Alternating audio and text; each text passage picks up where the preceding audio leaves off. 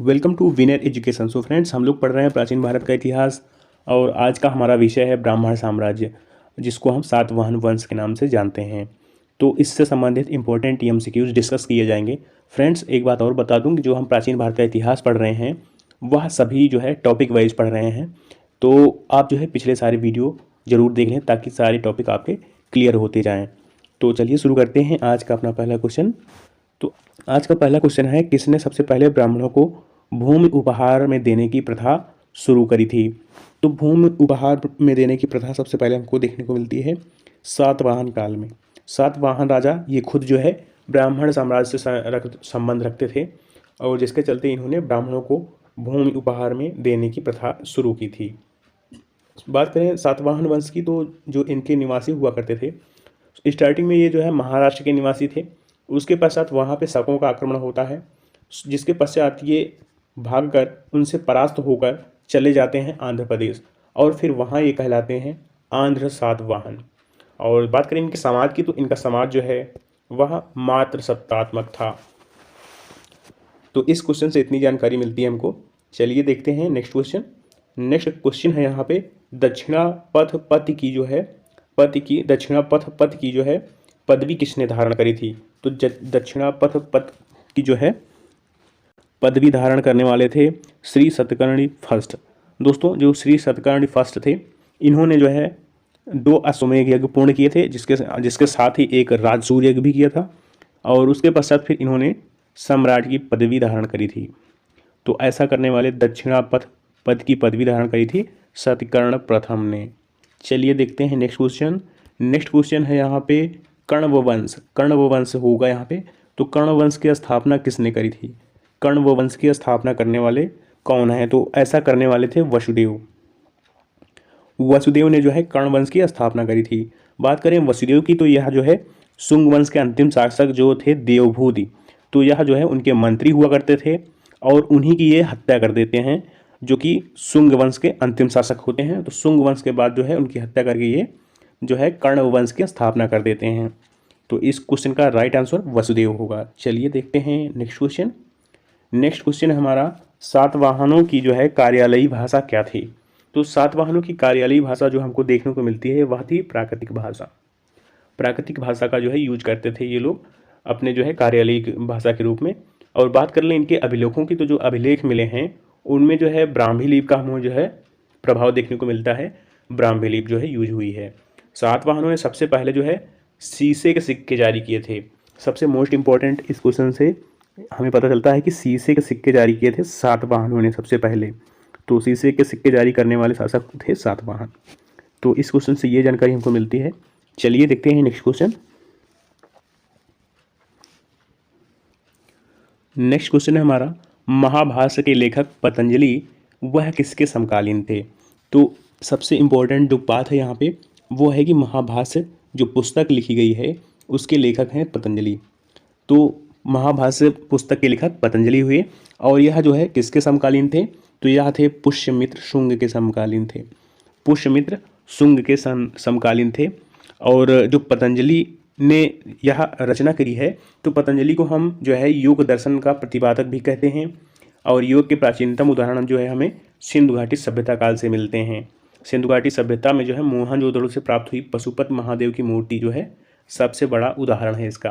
तो फिलहाल जो है इसका राइट आंसर होगा पतंजलि जो है पुष्यमित्र शुंग के समकालीन थे, जिनको जो है योग दर्शन का प्रतिपादक कहा जाता है। चलिए देखते हैं नेक्स्ट क्वेश्चन। नेक्स्ट क्वेश्चन है हमारा, सातवाहनों की राजधानी क्या थी? तो सातवाहनों की राजधानी हुआ करती थी प्रतिष्ठान देखने को मिलती है सातवाहनों की राजधानी। बात करें सातवाहन राजवंश की स्थापना की, तो सातवाहन वंश की स्थापना करी थी सिमुक ने। सिमुक जो है सातवाहन संस्थापक थे सातवाहन वंश के। सिमुक ने स्थापना करी थी सातवाहन वंश की। दोस्तों, जो सातवाहन वंश के संस्थापक हैं सिमुक थे और सातवाहन लोगों का जो मूल निवास स्थान माना जाता है वह महाराष्ट्र था। और शकों से पराजित होने के बाद जो है ये चले गए थे आंध्र प्रदेश। तो आंध्र प्रदेश में जाके ये क्या कहलाए? आंध्र सातवाहन कहलाए थे। इस क्वेश्चन से ये जानकारी हमको मिलती है। हमारा नेक्स्ट क्वेश्चन है, बृहत कथा के लेखक कौन थे? तो बृहत कथा के लेखक कौन हुआ करते थे? तो बृहत कथा जो है वह गुणाढ़ यहाँ पे ढा होगा, तो गुणाढ़ जो है वह सातवां बृहद कथा के लेखक थे। इस क्वेश्चन का सही आंसर होगा गुणाढ़। गुणाढ़ जो है सातवाहन वंश के शासक हाल के दरबार में रहते थे, और सातवाहन वंश का शासक जो है हाल ने प्राकृतिक भाषा में गाथा सप्तशती जैसी पुस्तक की रचना करी थी। सातवाहन वंश का जो है एक राजा हाल था जिसने जो है सप्तशती की पुस्तक की रचना करी थी। फिलहाल जो है बृहद कथा के लेखक हैं गुणाढ़, जो है सातवाहन काल में जो है हुआ करते थे। चलिए हम देखते हैं नेक्स्ट क्वेश्चन। मौर्य वंश के बाद किस वंश ने आकर जो है मगध पर शासन किया था? तो मौर्य वंश के बाद जो है शासन करने वाले थे शुंग वंश। शुंग वंश ने जो है शासन किया था मौर्य वंश के पश्चात जो है मगध राज्य पर।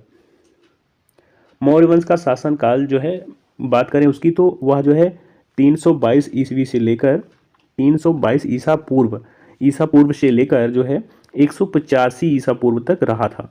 ये है जो है मौर्य वंश का शासनकाल। उसके बाद जो है शुंग वंश का शासनकाल जो आता है, तो वह 185 से ईसा पूर्व से लेकर 73 ईसा पूर्व तक आता है। ईसा पूर्व की बात हो रही है, यानी कि ईसा मसीह के जन्म के पहले के समय की बात कर रहे हैं। तो जैसे जैसे काल बढ़ रहा है वैसे वैसे यहाँ पे संख्याएं घटती जा रही हैं। जब ईसवी सन आएगा, यानी जिस वर्ष जो है ईसा मसीह का जन्म हुआ था, उस वर्ष जो है पहली ईसवी कहलाएगी। इसीलिए जो है यहाँ 185 ईसा पूर्व की बात हो रही है, यानी कि ईसा मसीह के जन्म के 185 वर्ष पहले की बात है। तब से शासन किया इन्होंने 73 वर्ष तक, यानी कि 73 ईस्वी तक जो है ईसा पूर्व तक शासन किया था। उसके पश्चात जो है फिर नेक्स्ट वंश आता है मगध की राजगद्दी पर। चलिए देखते हैं नेक्स्ट क्वेश्चन। नेक्स्ट क्वेश्चन है हमारा, शुंग राजवंश की स्थापना किसने करी थी? तो शुंग वंश की स्थापना करने वाले हैं पुष्यमित्र शुंग। पुष्यमित्र शुंग ने जो है स्थापना करी थी शुंग राजवंश की। बात कर लेते हैं शुंग राजवंश की। तो पुष्यमित्र शुंग ने जो है अंतिम मौर्य शासक जिनका नाम हुआ करता था बृहद्रथ की जो है हत्या करके शुंग वंश की स्थापना करते हैं। पुष्यमित्र शुंग की जो है 2 राजधानियां हमें देखने को मिलती हैं। एक तो है पाटलिपुत्र और दूसरी जो है विदिशा नाम से जो है दूसरी राजधानी देखने को मिलती है। सो इस क्वेश्चन से जो है इतनी जानकारी मिलती है। शुंग राजवंश के संस्थापक पुष्यमित्र थे। पुष्यमित्र ने जो है अंतिम मौर्य शासक बृहद्रथ की हत्या करके जो है शुंग वंश की स्थापना करी थी। चलिए हम देखते हैं नेक्स्ट क्वेश्चन। नेक्स्ट क्वेश्चन है हमारा, आर्यन जनजाति की जो प्राचीनतम बस्ती है वह कहाँ से प्राप्त होती है? तो आर्यन जनजाति की जो प्राचीनतम बस्ती होने के प्रमाण मिले हैं वह जो है सप्त सिंधु प्रदेश से मिले हैं। सप्त सिंधु प्रदेश यानी यह जो है आज के पाकिस्तान का एरिया जो कहलाता है, पाकिस्तान और सिंध का इलाका जो है, उस इलाके में जो है आर्यन जनजाति के निवास स्थान के प्रमाण मिले हैं। लगभग 1500 ईसा पूर्व में जो है आर्यों ने जहाँ अपना निवास स्थान बनाया था वह सिंधु का जो है क्षेत्र था। और बात कर लेते हैं तो क्षेत्रों में जो ब्रह्मवर्त भी कहा जाता था इनको, और बाद में आर्य उत्तर वैदिक काल में जो है यानी कि 1000 ईस्वी से 600 ईसा पूर्व तक जो है 1000 ईसा पूर्व से 600 ईसा पूर्व तक के दौरान जो है सिंध गंगा के मैदानी क्षेत्रों में आकर निवास करने लगे थे आर्य लोग। तो सबसे पहले जो है इन्होंने सिंधु के जो है किनारे रहना प्रारंभ किया था। सो नेक्स्ट क्वेश्चन है हमारा, सातवाहनों का जो है सबसे बड़ा राजा कौन था सातवाहन वंश में? तो सबसे बड़ा इनके जो है सातवाहन वंश में था गौतमीपुत्र सतकर्णी। गौतमीपुत्र जो है सतकर्णी सबसे बड़ा राजा माना जाता है। बात करते हैं सातवाहन वंश की, तो इसकी स्थापना करी थी सिमुक ने। सिमुक ने इसकी स्थापना कैसे करी थी?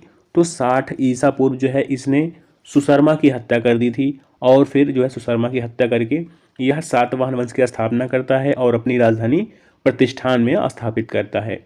सातवाहन शासकों में जो है गौतमीपुत्र सबसे प्रतापी राजा जो है बनते हैं, और उसके पश्चात सातवाहन शासकों ने ही जो है सर्वप्रथम भारत में जो है ब्राह्मणों को भूमि देने की जो है प्रथा शुरू की थी। बात कर लेते हैं गुप्त काल की इसी के साथ। तो गुप्त काल में भी जो है सबसे बड़े स्तर पे जो है ब्राह्मणों को भूमि दान दी गई, और मंदिरों के निर्माण के लिए भी भूमि दान की गई थी मौर्य काल में।